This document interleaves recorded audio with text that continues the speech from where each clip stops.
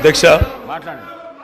అధ్యక్ష ఇందిరమ్మ పాలన అంటే అధ్యక్ష ఇందిరమ్మ పాలన అంటే 84 వరకు ఇందిరమ్మ పాలన ఉండే సార్.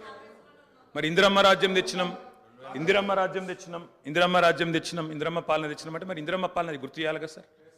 ఇందిరమ్మ పాలనలో గంజి కేంద్రాలు ఉండేది గుర్తు చేయాలి, ఇందిరమ్మ పాలనలో కరెంటు లేనిది గుర్తు చేయాలి, ఇందిరమ్మ పాలనలో నిర్బంధాలు గుర్తు చేయాలి, ఇందిరమ్మ పాలనలో నియంతృత్వం గుర్తు చేయాలి, ఇందిరమ్మ పాలనలో ఎమర్జెన్సీ రోజులు గుర్తు చేయాలి, ఇందిరమ్మ పాలనలో ఆర్టికల్ 365ని ఎట్లా యూజ్ చేసి ప్రజాస్వామికంగా ఎన్నుకున్న ప్రభుత్వాలను రద్దు చేసినో గుర్తు చేయాలి, ఇందిరమ్మ పాలనలో ఎట్లా ముల్కీ రూల్ను తుంగలో దొక్కినో గుర్తు చేయాలి, ఇందిరమ్మ పాలనలో ఎట్లా రాష్ట్ర ప్రభుత్వాలను ఒక నియంతలాగా శాసించినో గుర్తు చేయాలి, ఇందిరమ్మ పాలనలో ఎట్లా ఇంటింటికి తాగునీళ్ళు ఇవ్వాలని దుస్థితులేనో గుర్తు చేయాలి, ఇందిరమ్మ పాలనలో ఎట్లా అయితే గరీబీ హటావో అని నినాదం ఇచ్చి మర్చిపోయినో గుర్తు చేయాలి. రాజశేఖర రెడ్డి గారిని గుర్తు చేసుకున్నప్పుడు, కిరణ్ కుమార్ రెడ్డి గారిని గుర్తు చేసుకున్నప్పుడు వారు తప్పకుండా మేము కూడా అన్ని చెప్పాలి కదా సార్. పోతిరెడ్డి పాడుకు పొక్కదవి నీళ్లు తీసుకుపోతుంటే హారతులు పట్టిన వాళ్ళ సంగతి చెప్పాలా, హంద్రీనివాకు హారతులు పట్టిన వాళ్ళ సంగతి చెప్పాలా, తెలంగాణకు అన్యాయం చేసిన ప్రతి ఒక్కరి సంగతి చెప్పాలా. కేవలం సెలెక్టివ్గా తలుచుకుంటాం, ఇందిరమ్మ పేరు అవసరం వచ్చినప్పుడు తలుచుకుంటాం, లేకపోతే తలుచుకోమంటే ఎట్లుంటుంది అధ్యక్ష. కాబట్టి తప్పకుండా చెప్పాలా. చరిత్ర అనేది దాస్తే దాగేది కాదు అధ్యక్ష. ప్రగతి భవన్కు పోయి అక్కడ కేసీఆర్ గారి పేరు మీద మట్టి పూయంగానే చరిత్ర మరుగున పడిపోదు అధ్యక్ష. తప్పకుండా వాస్తవాలుగానే ఉంటాయి. వాస్తవం ఏంది అంటే 50 ఏళ్ల గోస తర్వాత కలిసొచ్చే కాలానికి నడిసొచ్చే కొడుకు కేసీఆర్, తెలంగాణ తల్లిని దాస్య శృంఖలాలు తెంచిన కొడుకు కేసీఆర్ గారు అధ్యక్ష. ఇవాళ వారు మాట్లాడినారు, గవర్నర్ గారు మార్పు మొదలైంది, నిర్బంధం పోయింది అన్నారు. అవును అధ్యక్ష, మార్పు మొదలైంది, నిర్బంధం పోయింది. ఎప్పుడు పోయింది అధ్యక్ష నిర్బంధం? జూన్ 2, 2014 నాడు దాస్య శృంఖలాల నుంచి శ్రీశ్రీ గారు చెప్పినారు అధ్యక్ష, బానిసకొక బానిస అని. దరిద్రం ఏంటంటే అధ్యక్ష, దరిద్రం ఏంటంటే గతంలో మనల్ని పీడించిన వాళ్ళు పోయినారు, కానీ వాళ్ళ పేర్లు తలుచుకునే వాళ్ళు ఇంకా అక్కడే ఉన్నారు అధ్యక్ష. అది బానిసకొక బానిస అంటే కదా అధ్యక్ష. ఇంకొక మాట చెప్పాలి అధ్యక్ష. ఈరోజు గత 10 ఏళ్ళని మాట్లాడుతున్నాను, చెప్తాం అధ్యక్ష. విద్యుత్ సంస్థల గురించి చెప్తాను, ఇంకా చాలా విషయాలు చెప్తాను. మధ్యలో వారే ఇప్పుడు ఒక 15 నిమిషాలు డిస్టర్బ్ చేశారు, మీరు లెక్క రాసుకోవాలి. మీరు కూడా మేము 39 మంది ఉన్నాం, వాళ్ళు 64 మంది ఉన్నారు, మిడిసిపడుతున్నారు అధ్యక్ష. ఎంత అధ్యక్ష తేడా? 1.85% ఓటు మాత్రమే, 1.85% అధ్యక్ష. ఈ రకమైన మిడిసిపాటు మంచిది కాదు. గౌరవ కేటీఆర్ గారు, సబ్జెక్ట్ డీవియేషన్ కాకుండా నేనేం అవ్వలేదు సార్, ఆయన చెప్పిన దానికే చెప్తున్నా. మిమ్మల్ని అక్కడ కూర్చోబెట్టారు అంటే చెప్తున్నా అధ్యక్ష. ఎక్కువ తేడా ఏం లేదు సార్, మిడిసిపాటు వద్దని చెప్తున్నా సార్ అధ్యక్ష. నీళ్లు, నిధులు, నియామకాలు, ఇది మా ఉద్యమ నినాదం. దాన్నే అధ్యక్ష వారు సమాధానం ఎట్లా చెప్తారు చెప్పండి సార్, సమాధానం ఎట్లా చెప్తారు? Leader of the house. Speaker sir, కొంతమంది ఎన్ఆర్ఐస్కి ప్రజాస్వామిక స్ఫూర్తి అర్థము అవగాహన కాదు. మనం ప్రయత్నం చేసినా కూడా వారు తెలుసుకునే ప్రయత్నం చేయరు. ప్రజాస్వామ్యంలో 49కి 0 వాల్యూ ఉంటుంది, 51కి 100% వాల్యూ ఉంటుంది. ఎందుకంటే 51% ఓట్లు, 51% నెంబర్ ఉన్న వాళ్ళు ప్రభుత్వాన్ని ఏర్పాటు చేస్తారు.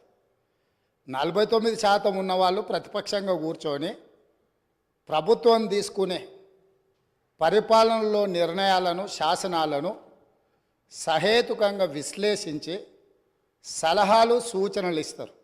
సలహాలు, సూచనలు ఒకవేళ ప్రభుత్వము పెడచెవిన పెడితే నిరసనలు, ధర్నాలు, రాస్తారోకలు చేస్తారు. అవసరమైతే ఆమరణ నిరాహార దీక్షలు చేసిన కూడా సందర్భాలు ఉన్నాయి.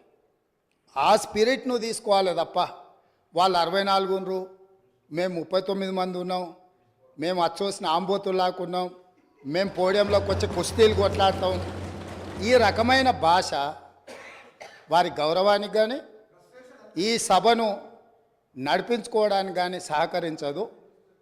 రెండవ అంశం, పదే గత పాలన గురించి, గత ప్రభుత్వాల గురించి మాట్లాడుతున్నాను. సరే, వారు ఏం మాట్లాడతారో మొత్తం విన్నాక రిప్లై చేద్దాం అనుకున్నాను.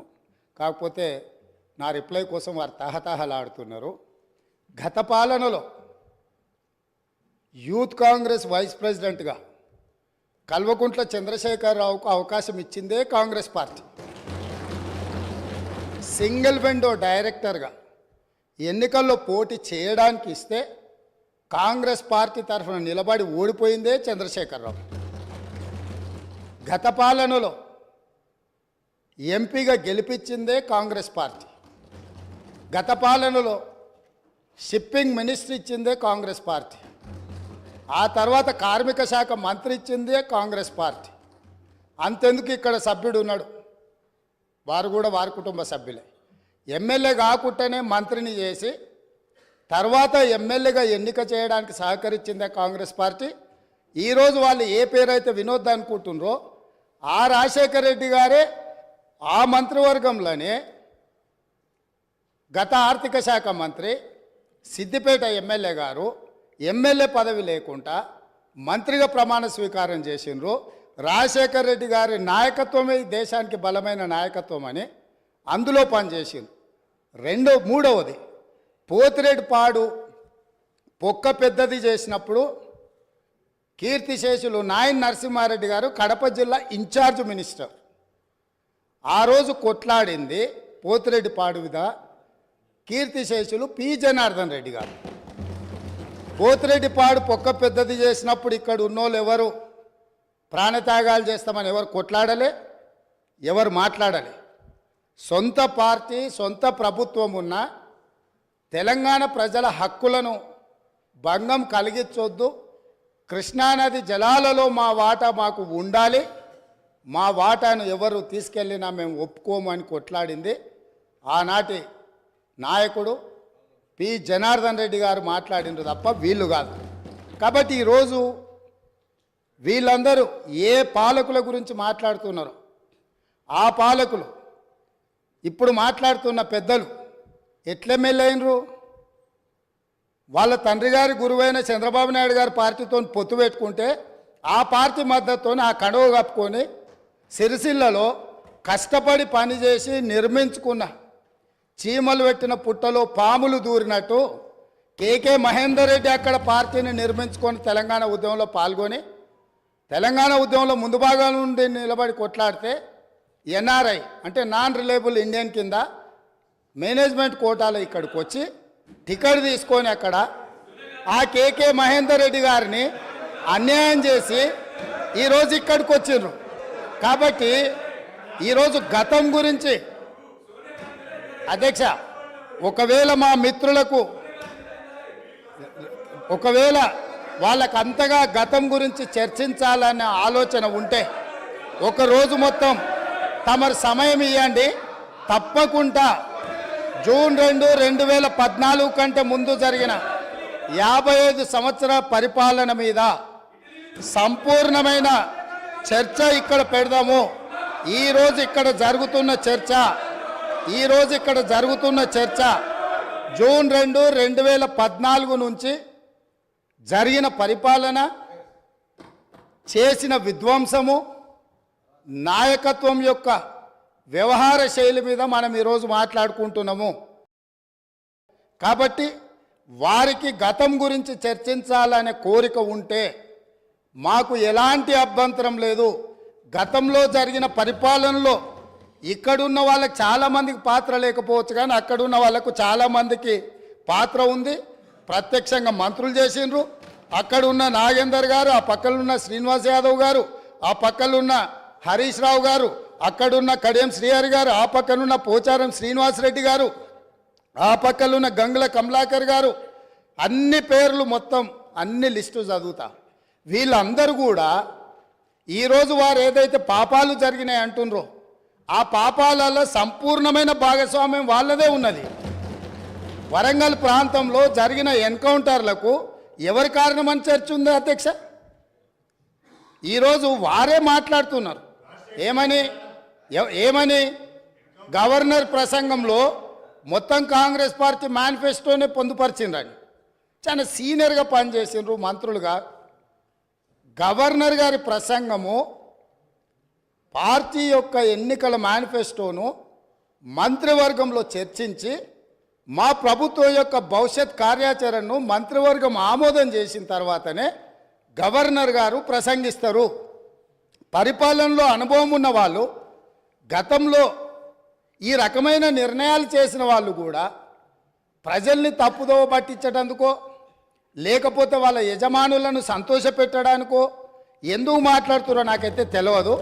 నేను సభ్యుడికి సూచన చేస్తున్నా. నేను చాలా విషయాలు ప్రస్తావించిన, తప్పకుండా సావధానంగా 5 సంవత్సరాలు సమయం ఉంది. సంపూర్ణంగా ఎక్స్రే తీసినట్టుగా ఎక్కడెక్కడ ఏమేమి ఉన్నాయో అన్నిటిని వివరిస్తాం. మా ఆర్థిక మంత్రి గారు, డిప్యూటీ సీఎం గారు జరిగిన విధ్వంసం ఏంది, ఆర్థిక నేరమేంది, అన్ని విషయాలు ఈ సభలోనే తమరి అనుమతి తీసుకొని చర్చకు పెట్టి వాటన్నిటిని విశ్లేషిద్దాం. మేము సిద్ధంగా ఉన్నాం. సంవయనం పాటించి ఈరోజు గవర్నర్ గారి ప్రసంగానికి సంబంధించిన మీకు మనసు ఉంటే, తెలంగాణను అభివృద్ధి చేసుకోవాలన్న ఆలోచన ఉంటే అభినందిస్తూ మీరు ముందుకు రండి. లేదు మేము ఇట్లనే ఉంటామంటే పిల్లి శాపనార్థాలకు ఉట్లు తెగిపడవు. ఈ శాపనార్థాలు పెడుతూనే ఉంటారు జీవితకాలం. కాబట్టి దయచేసి ప్రతిపక్షానికి నేను సూచన చేస్తున్నా, మేం పాలకపక్షంగా మా విజన్ డాక్యుమెంటుని సభలో పెడుతున్నాం. మీరు సలహాలు సూచనలు ఇవ్వండి. సహేతుకమైన సలహాలు సూచనలకు ఎప్పుడు మేము సిద్ధంగా ఉన్నాము. ఎందుకంటే ప్రతిపక్షాలను గౌరవించడం అనే సాంప్రదాయం కాంగ్రెస్ పార్టీకి మొదటి నుంచి ఉంది, ఇప్పుడు కూడా ఉంది. ఆ సాంప్రదాయాన్ని కొనసాగిస్తామని మీ ద్వారా వారికి తెలియజేయదలుచుకున్నాం.